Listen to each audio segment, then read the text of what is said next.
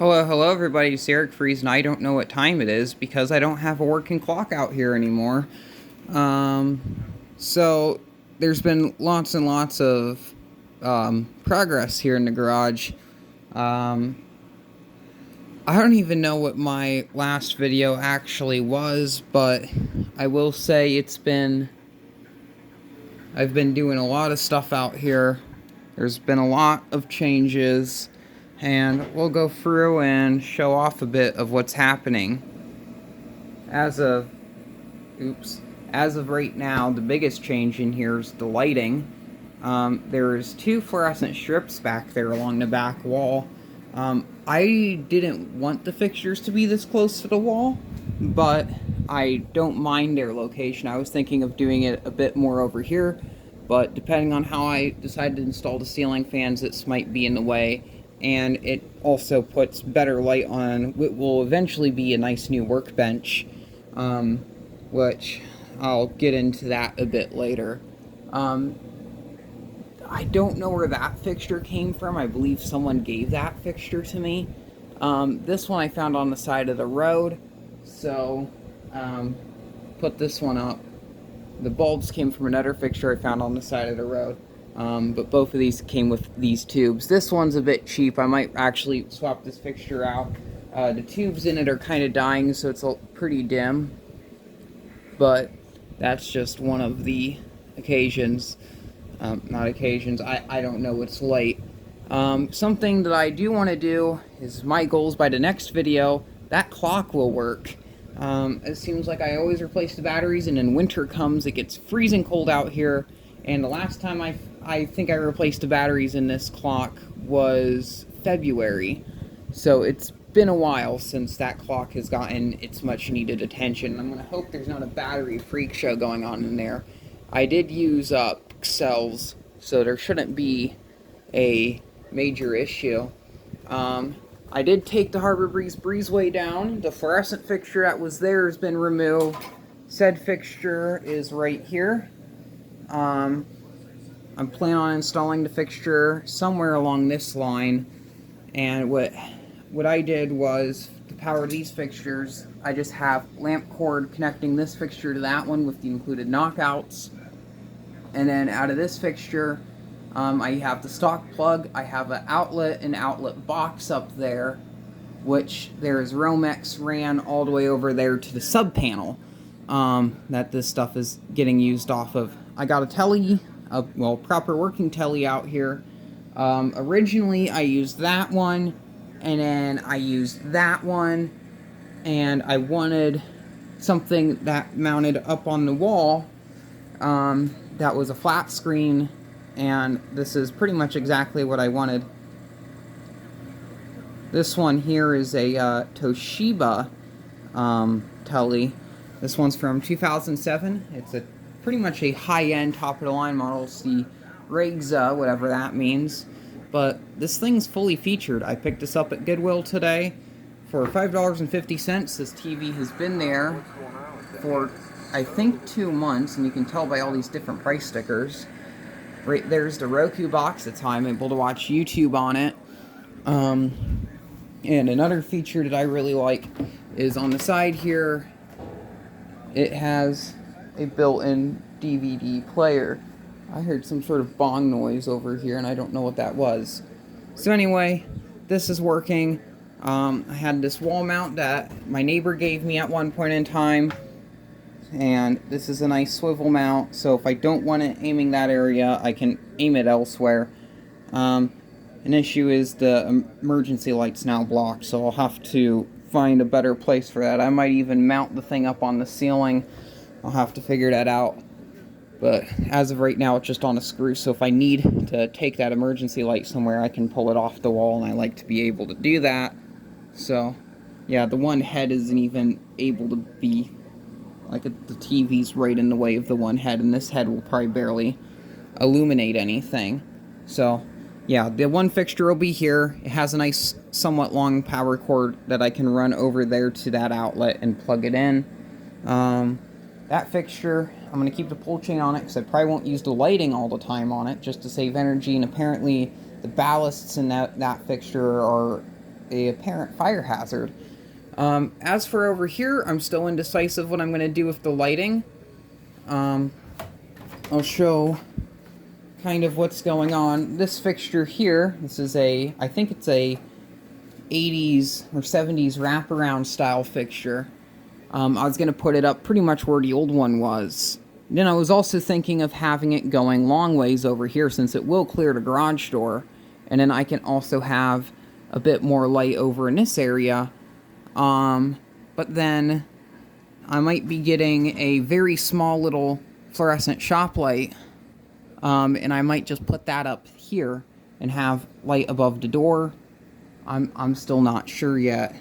Maybe I will have it where that one small fixture's there, and then the wraparound will be over here, and the wraparound will be on the pole chain, so if I want to turn it on and off, I can. Which should be pretty easy since this metal here, I can just drill a hole here, put the pole chain in, the lights on each side. And this has a nice vintage universal magnetic ballast in it. Rapid start ballast, of course, or whatever, so that should be pretty nice. As for this one plate here with the diamond plate, the switch, the diamond plate on it does the two fluorescents there in the back.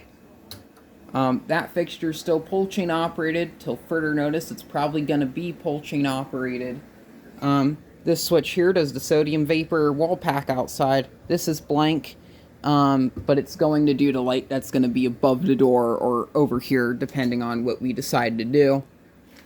What we might do with this fixture is put it up over here. And I'm probably going to do away with this ladder since I now have a storage building. So put this ladder over there. And it also is scraping up against the garage door, causing issues with the garage door. So that's another reason why I'm probably going to do something with it. As for right now, probably if I do the other fixture, it's going to be kind of near here, near the back side of the garage door opener, just so I don't have strobing from the ceiling fans. I don't want it too close over there to where the garden equipment is, so where if I'm picking a shovel or something up off of the wall there of garden equipment, it doesn't bust one of the tubes and cause a freak show. So that won't be happening. Maybe I'll put it here between the fans. That's probably going to be something I'll wait until I get the fans, and then I will mess around with. And maybe it'll probably just go over there like what I wanted it to be anyway. So, yeah, this is the only fluorescent fixture that's still here from the original bunch, though, that's actually installed anyway. As for the ceiling fans, I haven't done anything. These are the only two that are hooked up. The Breezeway's now been uninstalled. The New Orleans will be coming down whenever I feel like it, or whenever it gets in the way. Most likely, it probably won't come down until I get the new fans, or if it gets in the way, I guess. Screen extension cord can go, but with the electrical over here, what I did do is this just goes out to the box with that the fluorescents are plugged into, and then comes into this box. This was pretty much already the same. There is a wire that goes from this here all the way into here, and I believe this wire, all it does is the sodium vapor light outside. But an issue I had in this box is the everything is so crammed in here, and I had issues with some of the wires being so short. It was coming off of the Moretz, and I didn't have power out here for the sodium light, which, as you can see, as of right now, it does work. I have the old wire around here somewhere. If I can find it, I will show you the issue and the reason why it was replaced. Here's the original wire. As you can see, it's starting to deteriorate on the inside with that goo. And it's gotten hot a few too many times. And this is just really old cloth-covered Romex with the vinyl. This is pretty much what my whole house is ran off of. And this stuff's pretty old. I don't think this stuff's good anymore. I might see if I can salvage it for like leads and stuff, since Romex is super expensive. But for the time being, it just gets thrown around the garage. So that's why this new lead here is in. This new lead here is in place. I don't like stapling wires, so that's why the staples look pretty bad, because I'm not good at doing it. But it seems to be okay as of right now. This box, they make little boxes that go on top of boxes, and since there's so much going on in this box, I'll put it there. If I can figure it out, I'll move some of the connections down here into this sub panel. I haven't even opened this sub panel yet to see what it looks like since when the electrician installed it, when they redid the outdoor wiring. These two wires here, as of right now, I don't think any of these cloth-covered ones here will be getting replaced. Maybe this one here. This one goes up over and then into the wall there, where I believe it just goes down to the switch and stuff over here. I don't think I have enough Romex to do that. I haven't decided what I'm going to do with the rest of at least with the rest of the Romex that's here. I think this is like, I'm not even sure, but it's still a lot of wiring to use, I guess. And these are the switches I'm using. I believe these are Hubbell. Yeah, these are old Hubbell American-made switches, and they're push switches, which are pretty nice. The one downside is you don't know if they're on and off, and this is a lot nicer than what this is here, where it's just, these just feel really cheap and janky. Probably just donate this to Habitat or something, or replace it with an older switch in some other house. Over here is the, well, not is, but I just picked this up from a scrapyard today, and it's just an old outlet, but it has the wiring glands on it. I needed these. They didn't have any of these at Habitat, and I don't feel like paying the overinflated price for these at the store. So if I find old stuff like this, I definitely do take it. I might reach out to some electricians and stuff for information about that, but what I'm most likely going to do is I'll probably reuse this box, mount it somewhere over here, depending on the outlet doesn't look half bad, so I'll probably just reuse this outlet too, but have this over here as an outlet so I can plug in whatever in the heck I need over here into this. As of right now, I don't use this TV anymore. It'll probably just be the one LED sign in the window and maybe power tools or something. And I'll put a little fluorescent light underneath here when I get this cleaned up. This TV will probably be going to the upper floor, so depending on the lighting here, I'll use this as another workbench area type thing. I'm not too sure. With the workbench, mostly I've just been looking for materials. I have some 2x4s in the basement from an old shelf. I have a lot of these 1x6s here that I got from one of my coworkers. So that's gonna be ready to go. My old circular saw died, so my friend gave me this one, which is pretty much the same exact model but newer. I was borrowing a jigsaw from Technological Heritage on YouTube as an old Black & Decker, and then a friend of mine reached out, same one that gave me this Black & Decker jigsaw, which is way nicer and newer, and it's actually kind of cool. I think this has, if I remember right, this one is variable speed. I don't even know what that means. Yeah, variable speed. And then it has blade storage here in the back, which is kind of cool. I've never seen that before. So hopefully with that, I won't be losing my blades anymore. And then just yesterday, I got probably the nicest thing, a miter saw. I got this at a garage sale. I was in the next town over with my friend as we were going thrifting, and we saw garage sale signs. We went over to the garage sale, and it had this miter saw for $5. It's a Sears Craftsman. I believe this is made by the Ryobi, and it feels incredibly nice.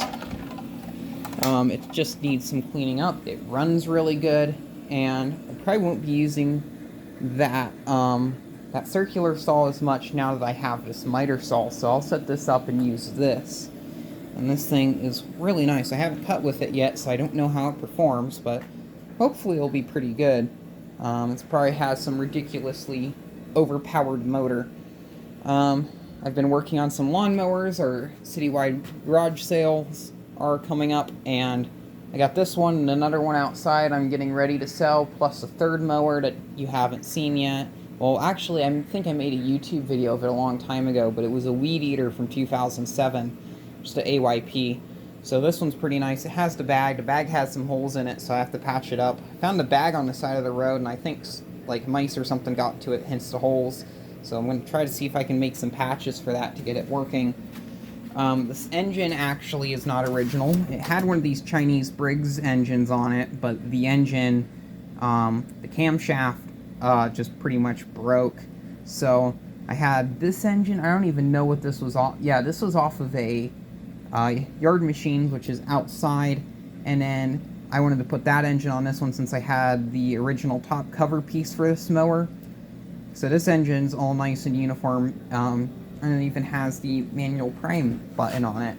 So this one should be ready and good to go. It had some old gas in it, so I had to run all of that out. I'm going to put some fresh gas in it. I need to go get gas tomorrow. And once I do that, this thing should be ready to rock and roll. And I'll probably mow my yard with this, and then the other mower. So this one's pretty nice.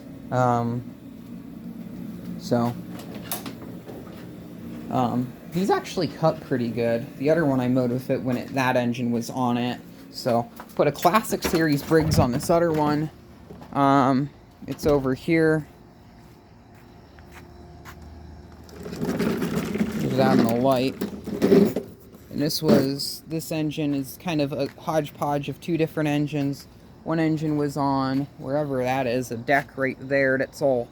That's cracked, so I couldn't really reuse or sell that. So I put the engine from that onto here. So we have a nice Classic Series. I think it's a 3.5 horse. I'm not too sure. And in the engine, I don't even know what it was. There's another Classic Series, which that was on the Craftsman. My friend put that on there pretty much as a test bed. And that one has some issues. And then there's that Chinese Briggs there, which that was the engine that's on that one, I believe, was the one that was on that Craftsman, and it has a bad crankshaft camshaft, because those have plastic camshafts and those always go out. And hopefully this one in here doesn't go out before I sell it, because I want to sell it first so I can actually have money. So hopefully I can get about $150 out of all of these, and I need to get a new weed eater, so that money's going to go right into buying a new weed eater for me, since it's pretty bad. This water here is from when I dumped out the dehumidifier. So this one seems to run okay. I have to do an oil change on it. I had to put some spacers on the blade underneath it to lower the blade down, because this engine was originally on a 20-inch push mower.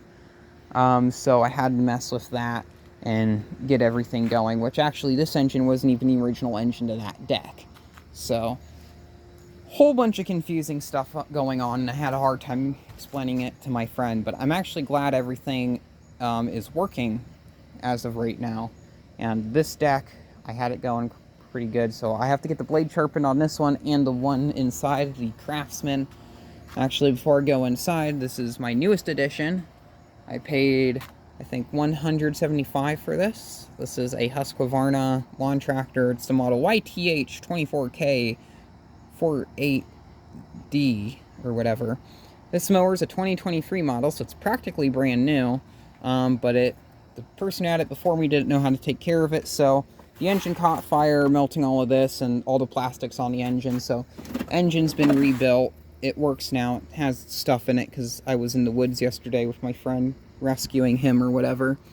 So this engine's kind of hodgepodge together with various other parts. I'm not even sure if the block is original. If not, it's off of a Craftsman GT6000. The wheel bearing is out on the front here, so I have to replace the wheel bearing. And it's just filled with shavings and stuff, so gonna get that worked on hopefully soon. I have the mower deck for us over here. I gotta pull the blades off of it and get it sharpened because it's very dull. And then this should be ready to go. I think I have adjustment arms and stuff for it inside too somewhere. I just hope those didn't get scrapped or something. But yeah, all of that stuff going on. This mower, I don't even know what's going on with it or if it runs. I'm pretty sure this is just a test bed that my friend was using for the engines. I also got another China Briggs over here that I pulled the carburetor off of to put on the one in there. since the original carburetor didn't work, and I don't have the patience to fiddle around with those crappy plastic carburetors because those just seem to be awfully bad. So here, once again, humidity's been pretty bad. We've had some rain on and off recently, so I have this dehumidifier running, this Edison WC Wood unit. And then I have the Lakewood HV21T that I got from David. And this fan, I have the thermostat set to whenever it gets warm in here, it just turns on automatically. And it helps with the air circulation in here. But this dehumidifier has been working pretty good. I really like it. Even though it is kind of a hodgepodge of random parts. I don't know what else to really show over here. I think there's some more stuff on the upper floor. This floor right now is more of a mess since there's just been a lot of things going in and out. I have this wind machine that's cleaned up and ready to be sold. I think it's actually the only fan I have cleaned up and ready to be sold because I've sold a lot of the other fans. Here's that SMC stand fan from like 07 or something that I forgot I owned. Get that cleaned up so I can use it around. That has sentimental value. Yeah, there's some fluorescent tubes up there in the rafters. That Hunter Stratford's up there. I need to get that thing wired up. I'll make a test video of it. I got this burglar alarm system, which is kind of cool.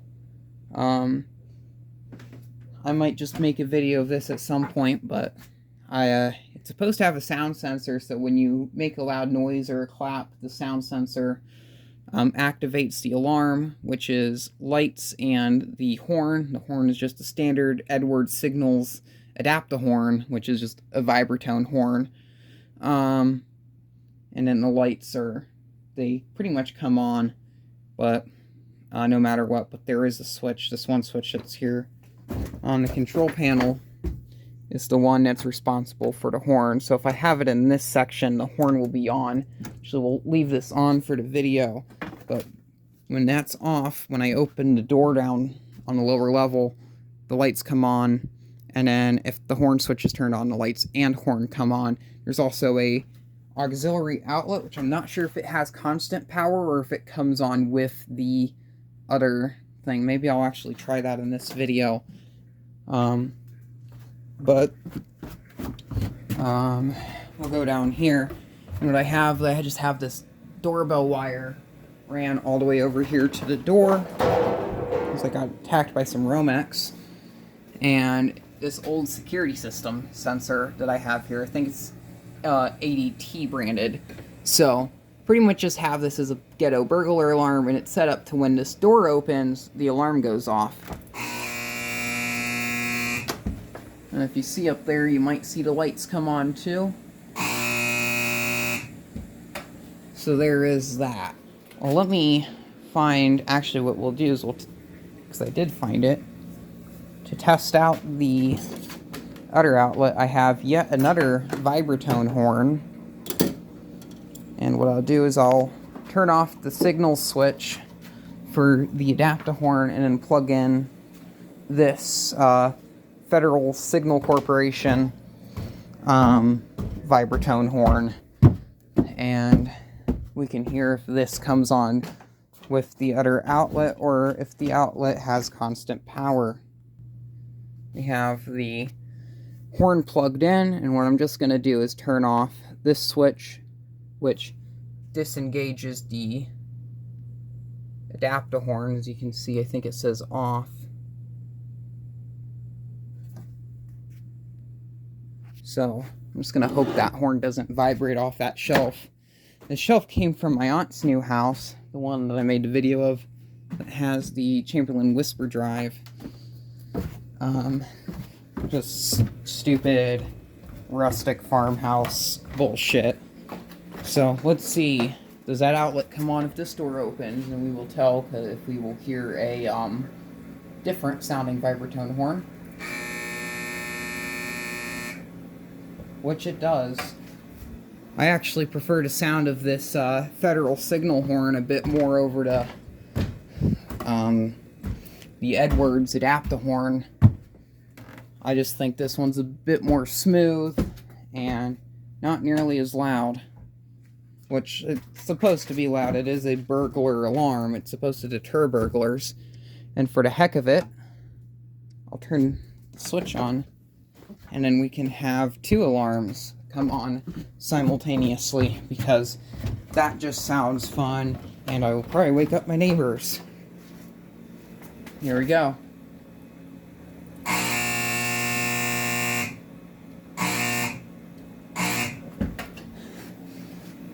Geez, I'd hate to be up here when that goes off. So, there's all of that stuff.